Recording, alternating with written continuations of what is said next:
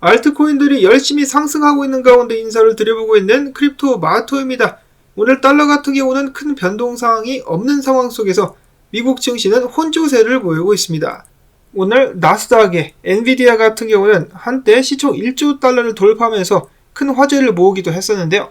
계속해서 나스닥 상승 열풍을 이끌어갈 수 있을 것인지 지켜보도록 하겠습니다.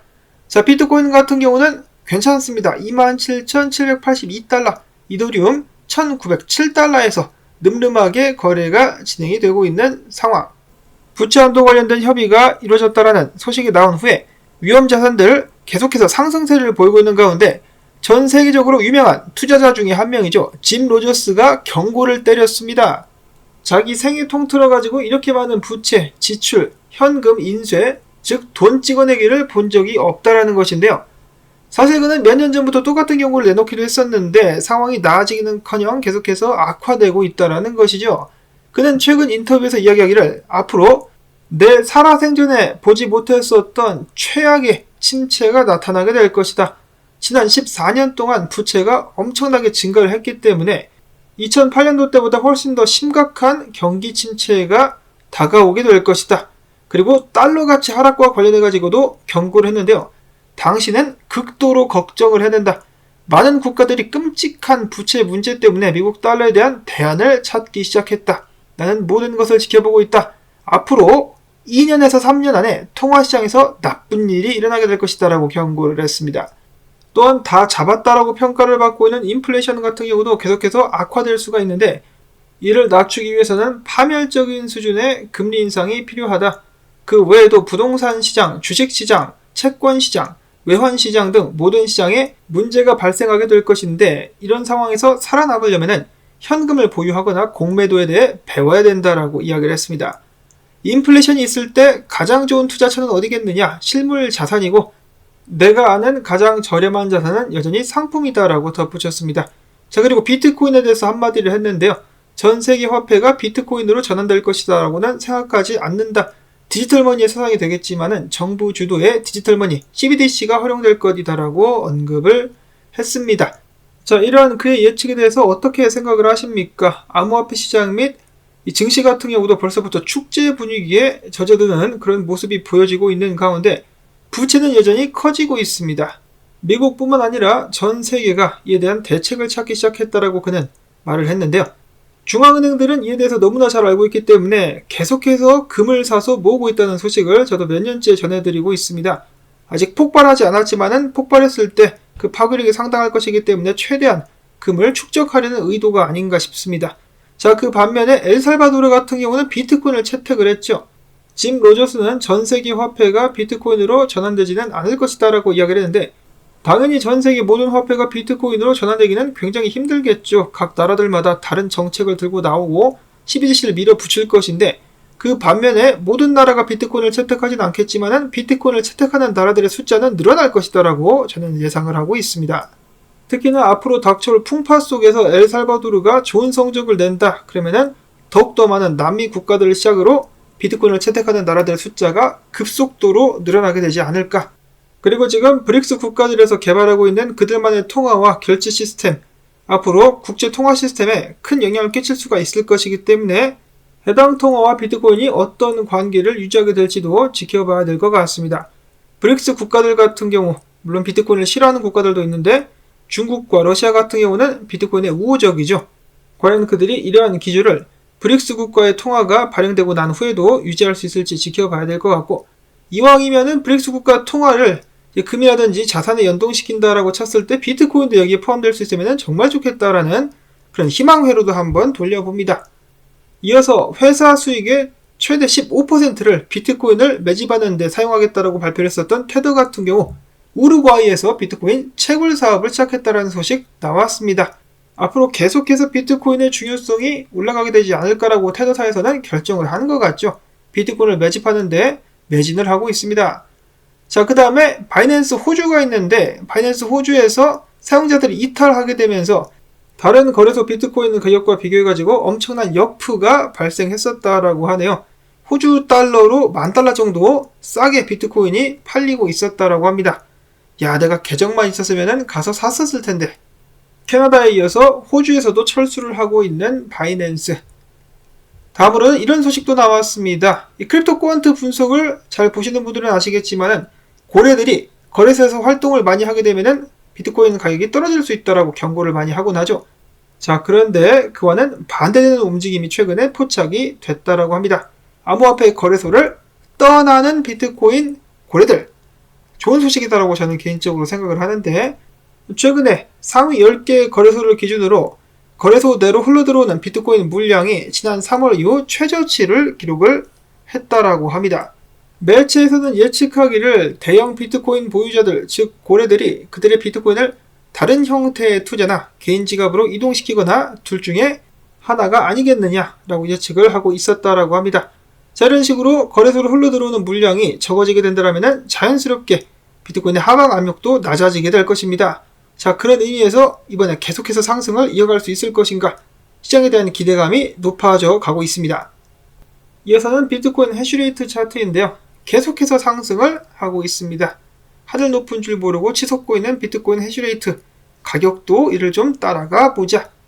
자, 비트코인 5월 월봉 마감이 미국 기준으로 해야 되니까 하루 남았습니다. 하루 남았는데 올해 첫 번째 음봉이 예상이 된다라고 합니다. 이런 식으로다가 강력한 랠리를 펼쳐왔었던 비트코인, 이번 달에 잠깐 쉬고 다음 달에는 어떻게 될까?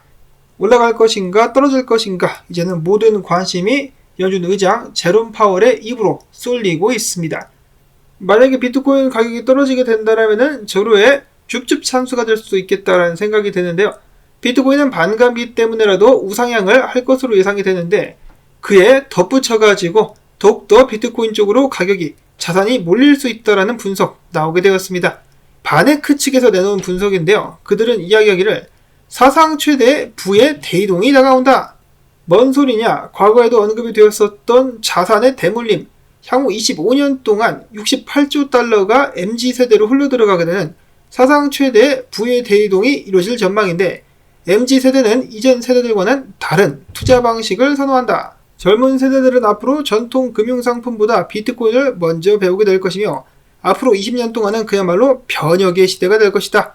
그간 투자 변천사를 살펴보면 주식에서 헤지펀드로, 그리고 뮤추얼 펀드로 대규모 자금이 이동해 왔었는데, 앞으로는 이런 흐름이 비트코인과 스테이블 코인 쪽으로 넘어가지 않겠느냐.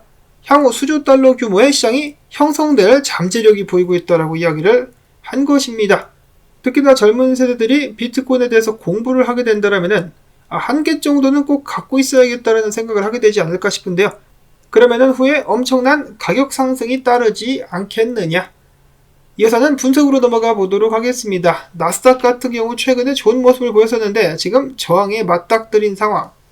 자, 그리고 여기서 또 집중해서 봐야 될 것이 바로 테더의 도미넌스입니다.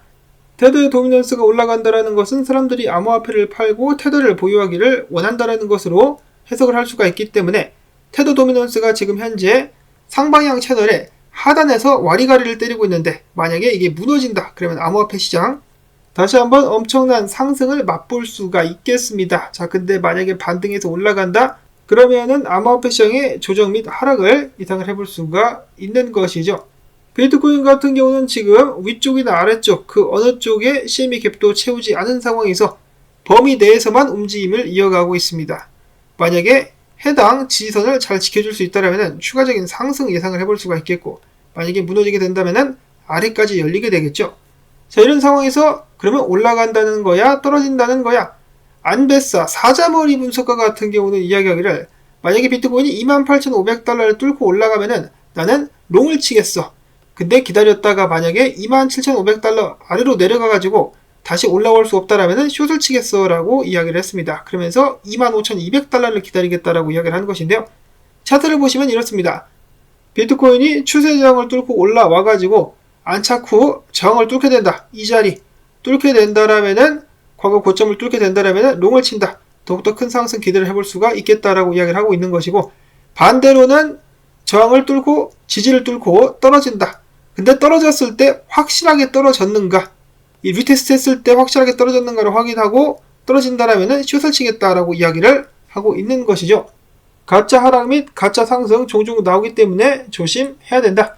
사토시 플리퍼 분석가 같은 경우는 이 자리였을 때부터 계속해서 한 번에 3만 달러까지 간다 했지 하면서 자신의 의견을 강조를 하고 있습니다. 3만 달러까지 갈 수 있을 것인가? 퓨라는 분석가 같은 경우는 가긴 가는데 조정받고 간다. 27,200달러까지 내려와서 조정받은 다음에 상승할 수 있을 것. 크립토 암스테르담 분석가는 좀 더 깊은 조정을 보면서 26,000달러까지도 조정받고 가짜 하락이죠. 가짜 하락 나온 후에 들어 올려가지고 3만 달러까지 가게 될 것이다라고 이야기를 했습니다. 트렌드라이더 분석가 같은 경우는 주봉 비트코인 차트를 보면서 맥디가 하락 크로스를 내고 있는데 과거 8번 하락 크로스가 나왔을 때 8번 중에 6번 같은 경우는 큰 조정이 나왔었고 2번 같은 경우는 하락 크로스가 나왔음에도 불구하고 이를 바로 무효화시키면서 큰 상승으로 이끌었었다. 지금 딱 이 자리, 나머지는 이 자리인데 이번에는 어떻게 될까라고 질문을 던졌습니다. 확률적으로는 큰 조정이 나올 것 같은데 지금 분위기를 봤을 때는 상승할 가능성도 만만치 않은 상황이죠. 이거 참 누군가가 와가지고 올라간다 떨어진다 딱 말을 해줬으면 좋겠다 라는 생각을 하실 수가 있겠는데요. 그래서 스스로의 원칙을 세우는 것이 중요한 것 같습니다. 기준과 조건들을 만들어 놓고 이렇게 되면은 나는 더 살 거야 아니면은 기다릴 거야 더 떨어질 것 같아 라고 스스로 판단을 내릴 수 있게끔 말이죠. 그리고 제가 전해드린 소식들이 그러한 기준을 세우시는데 도움이 되실 수 있기를 바랍니다. 이어서는 기타 소식들을 보도록 하겠습니다. 옵티미즘, 다른 알트코인들 상승하고 있는데 홀로 하락하고 있습니다. 무엇 때문이냐? 바로 대규모 토큰 언락 때문이다 라고 하네요. 그만큼 미국 시간으로 오늘 어마어마한 물량이 풀리게 된다라는 것인데요. 약 5억 8,700만 달러 상당의 토큰이 언락되며 언락된 물량들은 언제든 시장에 내던져질 수 있다라고 합니다. 자, 이런 식으로다가 새로이 5억 8,700만 달러 상당의 옵티미즘 토큰이 시장이 풀린다라면은 공급량이 거의 2배 가까이 늘어나게 될 수 있다라고 합니다. 자, 그러니까 사람들이 옵티미즘을 던지고 상대적으로 아비트럼 같은 경우는 승승장구를 하고 있는 상황. 트레이더 엑소 분석가는 지금 옵티미즘 숏을 겁나 때리고 있는데요. 과거 아박스랑 똑같이 간다라고 이야기하면서 나란히 비교를 해놨습니다. 패턴이 거의 똑같죠. 아박스 같은 경우는 이 최저의 최저까지 떨어졌었다라고 하면서 옵티미즘의 운명도 결국 98센트가 될 것이다라고 경고를 했습니다. 자, 옵티미즘 이대로 무너지고 말 것인가? 아박스 이야기가 나와서 말인데요. 블런치 분석가 같은 경우는 아박스가 지금부터 역 헤드앤숄더를 포함해가지고 큰 상승을 이룰 수 있을 것이다라는 기대감을 나타내기도 했었습니다. 자, 돌고 도는 암호화폐 인생사 떨어졌다가 올라갔다. 다음으로 R&DR 같은 경우 AI 코인으로서 올해 많은 상승과 주목을 함께 받고 있는데요. R&DR 같은 경우 코인데스크에 의하면은 나스닥을 열심히 잘 따라다니고 있는 코인이다 라는 평가를 내놓기도 했었다라고 합니다. R&DR이 나스닥, 특히 AI 관련된 주가 올라갈 때마다 벌떡벌떡 같이 달렸었다라는 것인데요.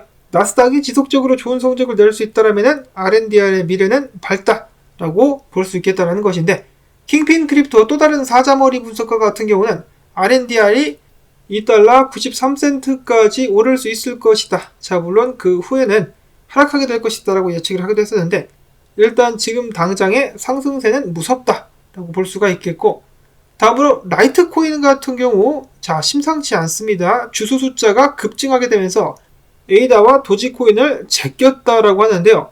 자, 이거 라이트코인이 한번 사고 치나요? 라이트코인이 이런 식으로 강하게 치고 올라가게 되면 비트코인도 함께 영향을 받으면서 전체 암호화폐 시장이 탄력을 받을 수가 있겠습니다.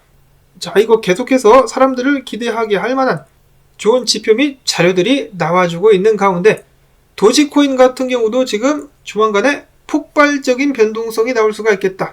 일본 기준으로다가 볼린저 밴드가 꽉꽉 조여지고 있는 모습 목격이 됐었다라고 하네요. 밈코인의 원조가 또 도지 아니겠습니까? 다른 밈코인들 달리고 있는데 도지도 한번 뭔가를 보여주지 않겠느냐. 큰 변동성, 근데 또 밑으로 가면은 최악인데. 자, 아무튼 도지의 큰 변동성 기대를 해보도록 하겠고, 마지막으로는 깝깝한 국내 소식들, 사기 사건들이 계속해서 터져 나오고 있습니다. 지오그룹이 야심차게 시작했었던 C1 리조트 사업이 휘청이면서 빌드업 코인, 또 코인을 만들었어요. 이 빌드업 코인이 휴지 조각으로 전락할 위기에 놓였다고 합니다. 이 투자한 사람들 또 잠 못 자겠네요. 와, 참. 그런가 하면은 AI가 최근에 뜬다라고 하니까 AI가 자동 매매를 해가지고 최대 200% 투자 수익을 보장할 수 있다라면서 투자자들을 속인 사기꾼, 아직까지 잡히지는 않았고 이제부터 수사에 나선다라고 하는데요. 2020년도부터 사기를 쳐왔으니까 그동안에 쓸 거 다 쓰고 꽁칠 거 다 꽁쳐놨겠죠. 그리고 감옥에서 한 몇 년 살다 나오면은 전부 다 내 돈. 다음으로는 가상 아이템과 코인을 함께 팔아가지고 총 4,393억 원을 사기친 다단계 금융사기 일당이 구속이 됐습니다. 4,393억 원. 와, 어마어마한 돈인데요. 저 돈들은 다 어디로 갔을까? 암호화폐 투자를 해가지고 돈을 벌고 싶으면 그냥 비트나 이더 사놓고 묻어놓는 것이 가장 안전하지 않겠느냐라는 생각을 다시 한번 해보면서, 또한 국내 프로젝트들은 절대로 투자를 조심해야 된다는 말씀을 드리면서 저는 여기서 인사를 드리도록 하겠습니다.